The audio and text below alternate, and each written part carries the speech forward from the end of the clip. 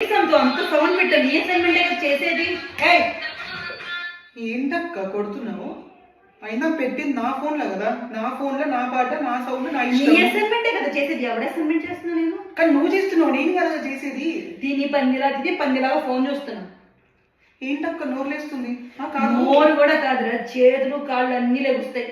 ఏంటి ఒకసారి ఇచ్చుడు ఇచ్చుడు. ఏంటి ఏంటి వెదిస్తున్నావు?